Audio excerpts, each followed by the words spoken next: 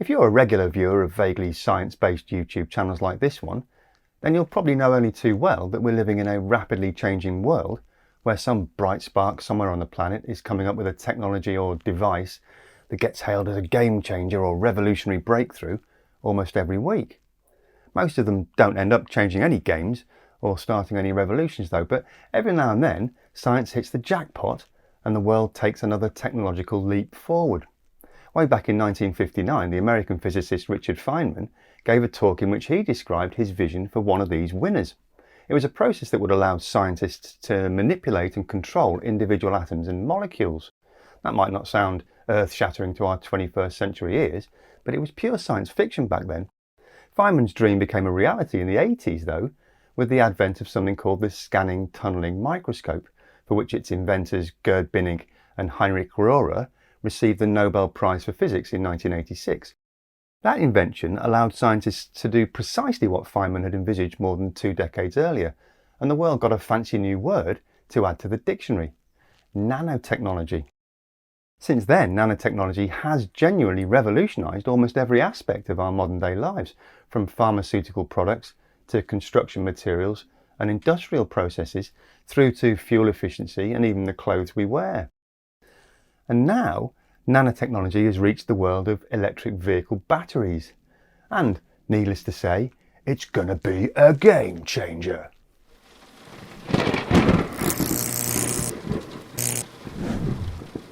Hello, and welcome to Just Have a Think. So we know that nanotechnology is to do with atomic and molecular scale stuff, which means we're talking small, right? I mean really small.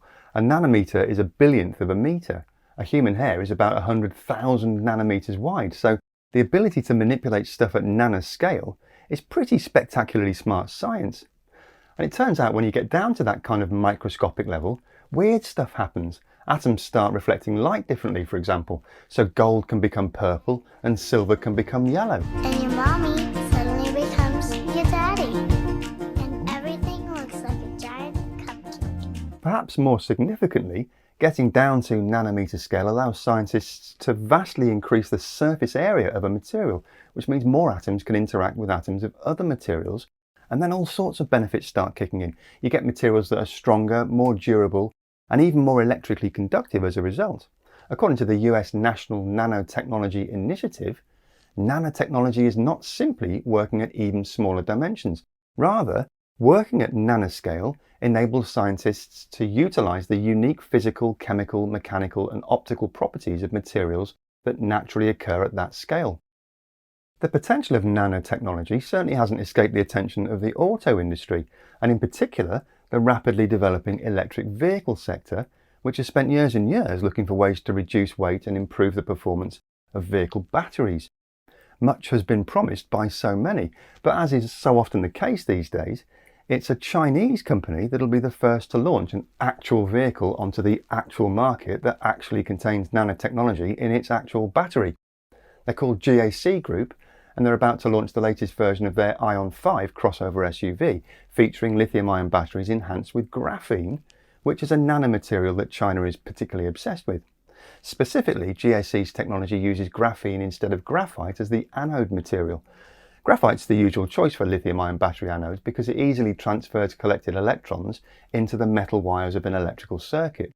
But it does have its limitations. It takes 6 carbon atoms in graphite to hold onto a single lithium ion. That relative weakness limits how much lithium the electrode can hold on to, which in turn dictates how much potential energy the battery can store. Studies over many years have shown that unlike a lump of graphite, a graphene nanosheet can absorb lithium ions on both faces of the sheet and along its edges and even in any defect sites. That gives it a theoretical capacity of 744 mAh per gram, compared with only 372 mAh per gram for graphite. That's twice the capacity, which is really very significant indeed. The main limiting factor until recently has been cost. At several $100s per gram, graphene is still a premium product, and until we find a way to mass produce it in a more economical way, it'll probably be limited in its real-world applications. But GAC Group have come up with a technology called 3DG, or three-dimensional graphene, which they reckon reduces the graphene cost in their lithium-ion battery anode by a factor of 10. which brings graphene firmly into the realms of feasible production budgets. GAC say its graphene-based battery has a 6C fast charge capability. In other words, it's capable of receiving 6 times its total capacity in an hour, which is significantly higher than any existing EV on the market today. Charge and discharge rates in batteries are often expressed using this C rate figure. The higher the number, the greater the charge the battery can accept for its given capacity. The downside with very high C rates is that they tend to generate high temperatures, which can quickly degrade the materials inside the battery. And that's really one of the main limitations holding back the development of super fast charging for EVs. Graphene is much better at accepting those higher charges without degradation though.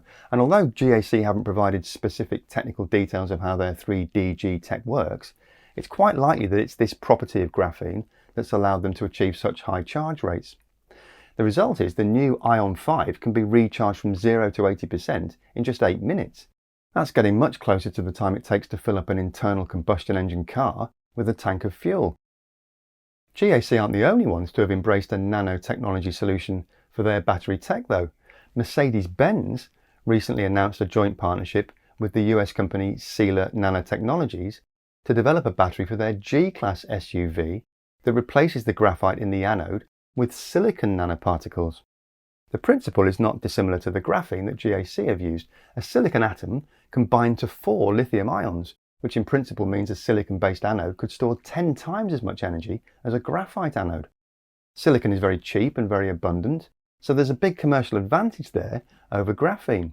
The trouble is, as the battery charges up, all those lovely lithium ions rush in to bind with the silicon and the anode swells up by as much as 300%, and then it shrinks back down again as the battery discharges. That's an awful lot of movement fatigue, and it means most developmental silicon anodes quickly fracture and break down, making the battery useless. But once again, the weirdness of nanomaterials has come to the rescue. They have much higher percentage of their atoms at the surface relative to the number of atoms in their interior. And because those surface atoms have fewer atomic neighbours locking them in place, they can move much more easily to respond to the stresses and strains of expansion and contraction. It's a bit like why aluminium foil can be bent and scrunched up very easily compared to a thick lump of the same material. Sila's silicon anode technology is, they tell us, the result of more than 10 years of chemical research and more than 55,000 iterations, the result of which is a battery with an energy density of more than 800 watt-hours per litre. Now, I don't know about you, but I'm more used to reading about battery energy in terms of watt-hours per kilogram. So I had a quick look at Battery University online, and it explains that specific energy or gravimetric energy density defines battery capacity in weight, which is indeed watt-hours per kilogram. But energy density or volumetric energy density reflects volume in litres. Whichever metric you choose to focus on though, the important thing is the relative performance between different battery chemistries. Sila's website provides this chart showing the limit of today's lithium-ion batteries and how their technology will vastly improve things in the coming years. Mercedes-Benz are aiming to launch their new G-Class range with as much as 40% more battery energy density as soon as 2024, and I reckon we can expect to see a whole raft of other manufacturers following suit very quickly. And as an added bonus, Sila reckon these batteries will be manufactured using 100% renewable energy at their brand new Washington State facility. I think it's fair to say we're still very much in the Wild West territory of the electric vehicle development cycle. New chemistries and concepts are popping up all the time, all claiming to be revolutionary game changers, of course. Will you be charging your EV in under 5 minutes in 10 years' time, or simply topping it up as you drive along via inductive charging plates under the road surface? Or perhaps you'll simply drive into a kiosk when your battery is dead and wait while a robot swaps it out for a fully charged one.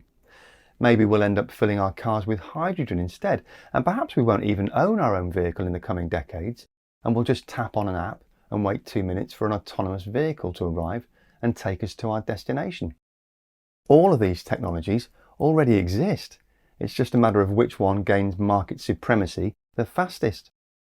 For someone like me, who is now well into middle age, it feels like the world has changed beyond recognition since I learnt to drive in a crappy old Nissan Micra more than 3 decades ago. But based on what's going on in the tech world right now, hold on to your hats folks, because you ain't seen nothing yet. No doubt you've got views about these rapidly developing technologies. If you do, or if you work in the industry and you can share some insights with us, then why not jump down to the comment section below and leave your thoughts there. That's it for this week though. A massive thank you, as always, to our fantastic Patreon supporters who keep these videos completely independent and ad-free. And a special thank you to the folks whose names are scrolling up the screen here, all of whom reached anniversaries of Patreon support in June. If you feel like you could support the channel for about the price of a coffee each month via Patreon, then you'll get access to exclusive content from me, and you'll be able to suggest future videos in monthly content polls. And you can find out how to do all that by visiting patreon.com/justhavathink. And of course, the best and easiest way you can support the channel via YouTube is by clicking that subscribe button and hitting the notification bell. It's completely free and dead easy to do. You just need to click on the little icon in the corner or on that icon there. As always, thanks very much for watching. Have a great week and remember to just have a think. See you next week.